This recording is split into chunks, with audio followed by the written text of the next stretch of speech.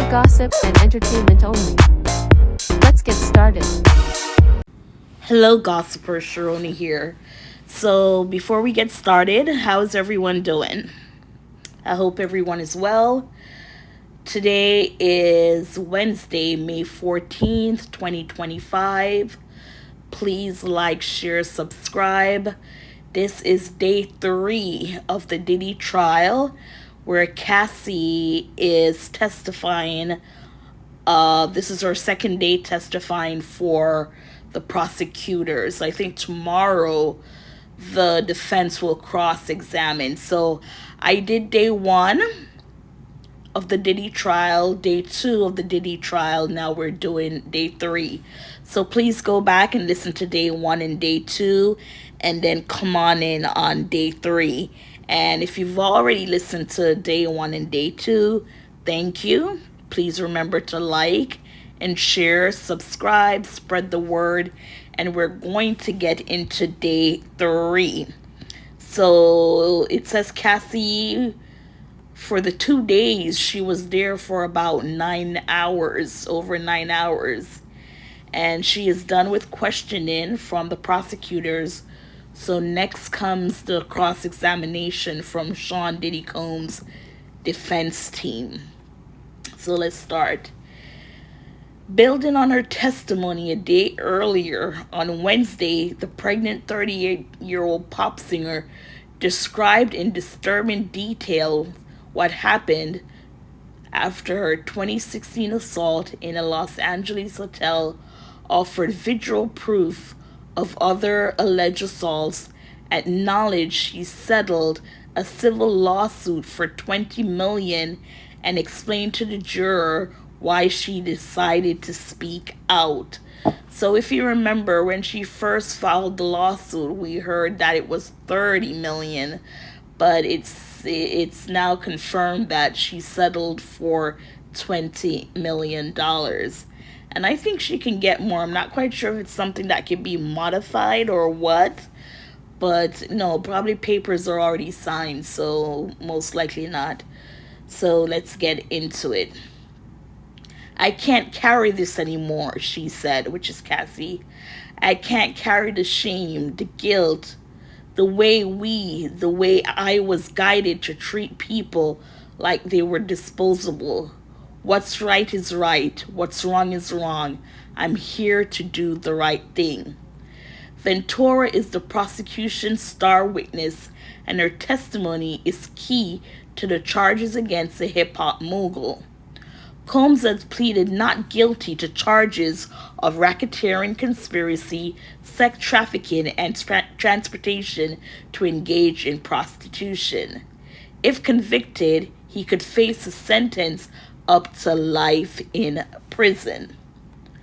Prosecutors have said Combs and his inner circle used threats, violence, drugs, bribery, arson, kidnapping, and lies to coerce Ventura and another woman into participating in drug-filled sexual parties known as freak-offs, and to protect the music mogul's reputation. You know what? We're gonna go down, because that we know. Okay, so here we go. It says, here are the key takeaways from Wednesday's testimony.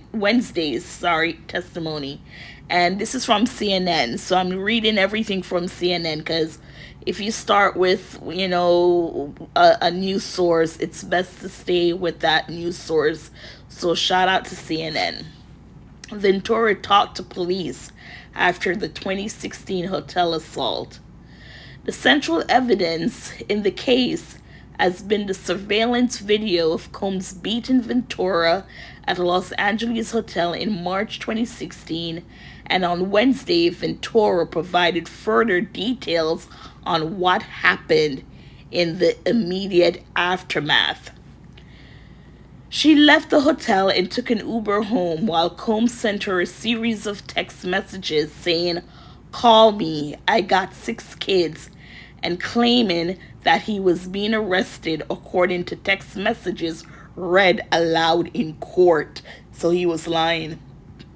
I have a black eye and a fat lip. You're sick for thinking it's okay to do what you've done. Please stay away from me, she wrote in one message. If I don't pick up, you will never hear my voice again, he wrote. Ventura's friend called the police and Ventura spoke with them, but she wasn't ready to name Combs, she testified. Oh, so she did. Wow. Just in that moment, I didn't want to hurt him that way. It was just too much going on, she said. Video of the assault was first published by CNN last year. The jury has watched surveillance video of the assault at least 6 times so far. And they're saying that what we, the public, got to see was not the full video. And I think those jurors, they did see the full video. Let's get back to it. Ventura details her injuries with photos and a scar. Ventura said she suffered wounds and other medical issues from the freak-offs and from Combs' assaults, and the jury saw some of them in real-time photos and an eyebrow scar.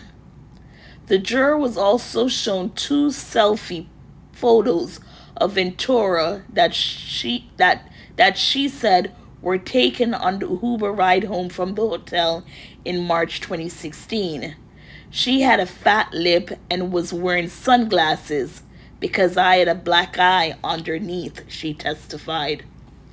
The hotel assault came just before Ventura was set to attend the movie premiere of her film, The Perfect Match. Prosecutors showed the injury a photo of Ventura dressed in a gown and wearing large black sunglasses she said were to hide her black eye. And when they showed a photo of Ventura and Combs at the premiere in which some of her injuries were still visible. I had bruises on my body that weren't completely covered by the makeup, Ventura testified. I had quite a bit of makeup on my face. In addition, Ventura showed the jury a scar on her eyebrow that she said came after Combs threw her down onto the corner of a bed in 2013. Ventura sent an image of the injury to Combs that day with the text, "So you can remember." The juror also saw photos of injuries Ventura sustained from an altercation in December 2011 and photos of her with a black eye mostly concealed by sunglasses in Jamaica in 2013 or 2014. The freak-offs and the drugs she took to endure them caused her gastrointestinal problems, mouth sores, and frequent urinary tract infection, she testified. She became heavily dependent on opiates during the relationship and eventually went to rehab, she testified. In 2023, she was having horrible flashbacks and became suicidal, she testified. She tried to walk into traffic, but her husband stopped her, she testified as she broke down in tears. Wow. And she had her girls. Oh my gosh, she had her girls when she attempted that in 2023. Lawsuit was settled for $20 million. So now we're going to hear about the lawsuit. So originally she asked for 30, but it was settled for 20. On November 16, 2023, Ventura filed a bombshell lawsuit against Combs alleging he assaulted, hard, and sex trafficked her.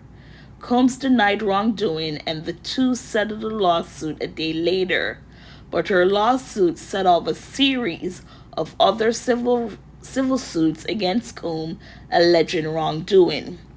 In court Wednesday, she said the settlement was for $20 million. Earlier that year, Ventura had written a book about her experience with Combs, sent it to the rapper through a lawyer, and told him that he could buy the rights to it for $30 million. I wanted to be compensated for the time, the pain, the many, many years of having to fix my life, she said. The eight-figure dollar amount is likely to be key to the defense attempt to question Ventura's motives. In opening statements, defense attorney Tenny Garagos noted some of the accusers went to a civil lawyer for a money grab instead of going to law enforcement. So what it is saying that Cassie, she wanted to write a memoir, she wanted to write a book. And because she can only tell her story, and she's been with Diddy since she was 19, but it looked like he tried to kiss her, or he kissed her when she was 17, underage, and they didn't start dating until she was 19. So because most of her life in that period was spent with Diddy, of course, if she's going to write a book, then it's going to be all about Diddy. And of course, she wants to tell the truth, and she would have to list all those in there. So she's like, guess what? I'm going to write this book. If you don't want your secrets out, give me $30 million. Now, he didn't think she would do it, and she went ahead. She did it. Like they said, open the doors to more people coming forward and talking, and she finally settled for $20 million. Now it says, Ventura says she sometimes fought back. Now this is what we need to see if, when I'm like people would say, or I would think, when he hit her so many times, did she get an opportunity to hit back? And it sounds like she did get some licks in. So we're gonna read that. It says Ventura says she sometimes fought back. While Ventura did not fight back against Combs during the 2016 hotel assault, she testifies there were other times when she did so, particularly in the beginning of their relationship. I learned that it could escalate the fight more and make it worse for myself, she said. Fighting back would make him more violent, make him stronger, make him want to push me harder in that situation, Ventura said. And guess what? I get her point. She testified that there were times when she initiated physical fights with Combs, but never saw any injuries on him afterwards. After a party at a club in Los Angeles, Combs called her a slut or bitch when they got in the car, and she drunkenly punched him in the face, she said. Combs then beat her and stomped on her face as she lay on the floor of the vehicle, Ventura testified. She tried to run away, but Combs' security caught up with her and brought her into the house, she testified. So those securities are liable. I just didn't look like myself at all. Just knots and bleeding, swollen everything. I looked horrible, she said. Combs told her she had to sneak out of the house and go with security to stay at a hotel, she said. She snuck into the hotel covered up because no one could see me like that, and stayed there for a week, she added. Ventura testified that she didn't think it was safe for her to try to leave. I understood Sean's capabilities, his access to guns, and the threats that he made prior to that, she said. Freak-off videos were used as blackmail, Ventura said. Combs took videos of the freak-offs and used them as blackmail to threaten and coerce Ventura, according to her testimony. In one instance, they had an argument at the Cannes Film Festival, and on the flight home, he played videos of freak-offs that she thought had been deleted, she testified. Combs told her that he was going to embarrass me and release them, Ventura said, a threat he alleged made frequently. When they landed back in New York, they went to the dinner and then had a freak off at his request, she testified. Whatever was going to make him not angry at me and threatening me, I was willing to do. I just didn't want to feel scared anymore, she testified. And it was the one thing he made me feel like I was good at. Wow. Jury views freak off photos. Whoa, whoa, whoa. Prosecutors showed sexually explicit still images of the freak offs to Ventura and to the jury, but not to the media and public. One female juror let out a deep breath and rested her hand on her chest as an image was placed on the monitor before her. A male juror looked at the screen at one of the images and his eyes appeared to move away quickly. A different male juror wrote on his notepad. Prosecutors provided binders with more than half a dozen images from the freak-off videos to the judge and Combs' lawyer. The photos were not put on monitors at the lawyer's table to avoid anyone else seeing them. When one of the images of an escort was referenced, Combs leaned across one of his lawyers to get a better look at the images in the binder. Judge Aaron Samarian earlier denied a media request to have the sexually explicit videos and images shown in court, saying they had the potential to re-victimize the people in them. Ventura accuses Combs of rape. In August 2018, Ventura went to dinner with Combs in Malibu for what she thought was a closure conversation, as she was dating her now husband at the time, she testified. Combs was playful and romantic at dinner, she recalled, and then he drove her home. On the witness stand, Ventura paused for a long time before speaking next. And then he raped me in my living room, she said. I just remember crying and saying no, but it was very fast, she testified. Combs shook his head no and pushed his chair back from the defense table.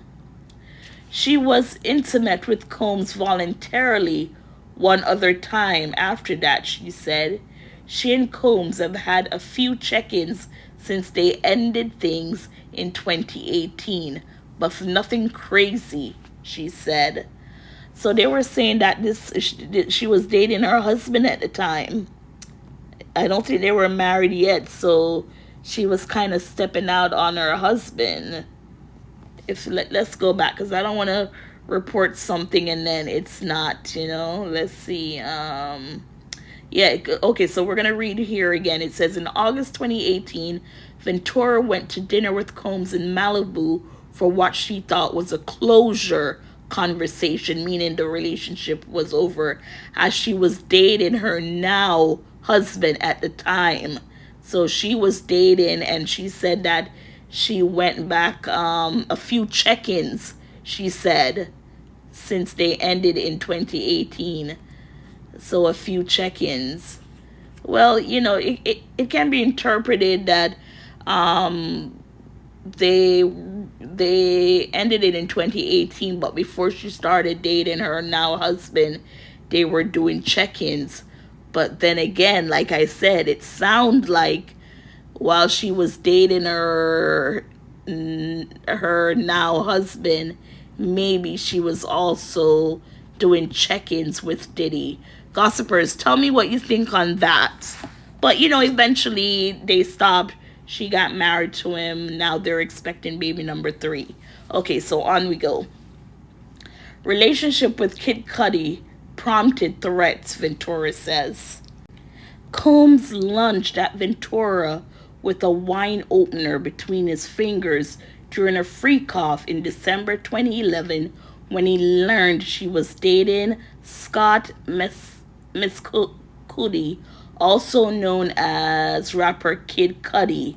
Mescudi, okay, she testified. She managed to escape the hotel room at the time, but when she addressed it with Combs later at his house, he assaulted her again and threatened to hurt her and Kid Cudi, Ventura testified. He told me about videos that he had that he was going to release and that he was going to hurt Scott and I, she said, adding that the videos he was referring to were the freak-offs.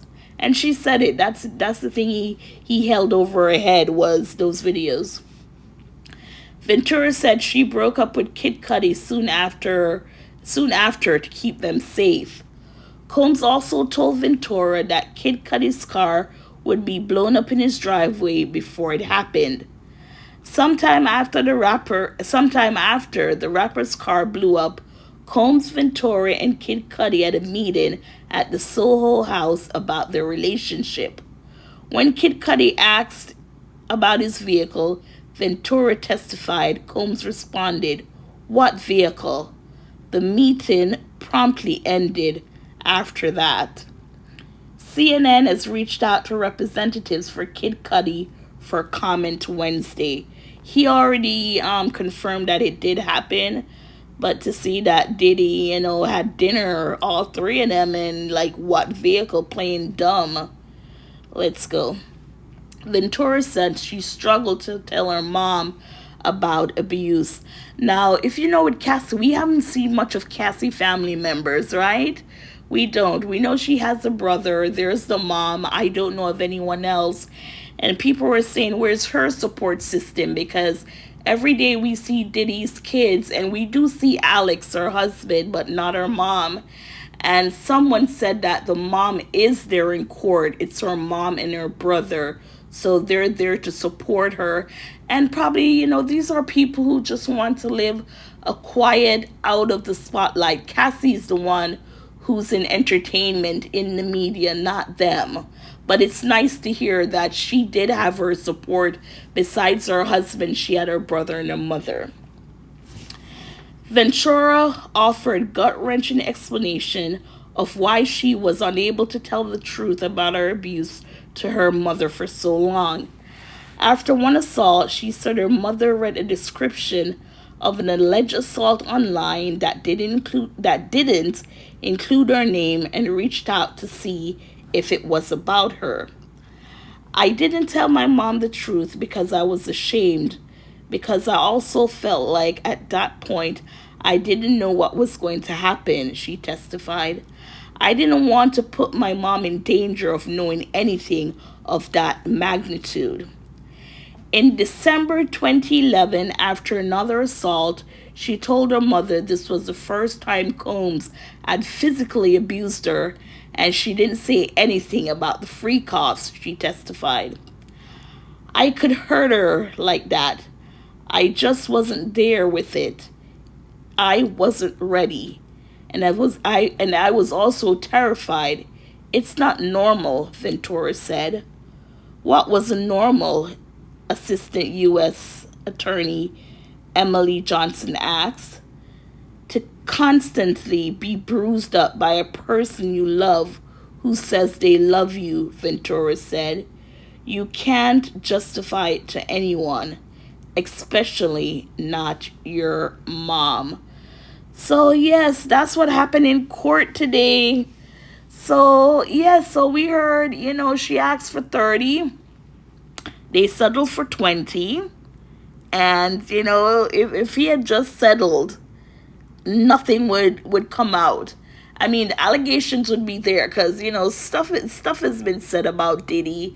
The young lady that was shot in the face at the nightclub, she came out and she said it was Diddy, everything like that, but it just did not go anywhere. So I think with the prosecution, I'm not quite sure if today is Cassie's last day with the prosecution, but I know tomorrow the defense will get their turn at Cassie. And gossipers, what are your thoughts? Here is Cassie. She's almost ready to give birth. I think she's 8.5 months pregnant, so she could give birth at any time. I'm not saying if you think the defense should take it easy. They should not. But what a time for it to happen in this case.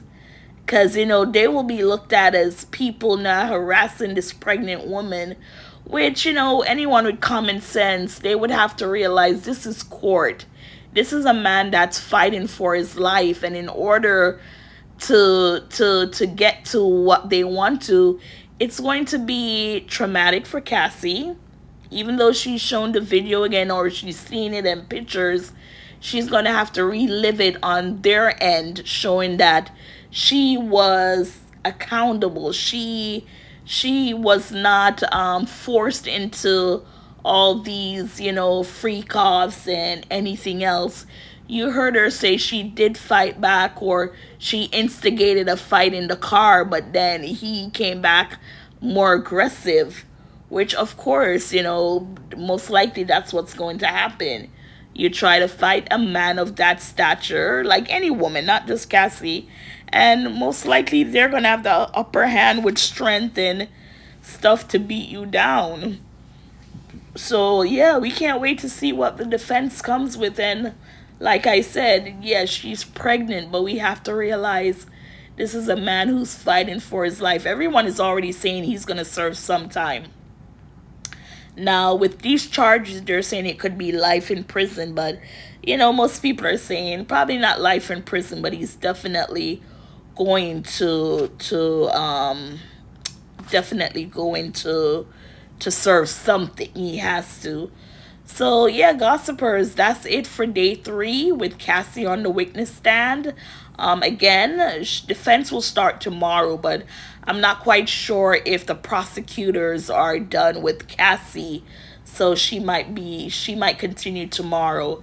And yeah, 9 hours, almost 9 hours. So yesterday she was there for probably 4 hours, 4.5, and the same today. So yes, we are learning a lot. And guess what?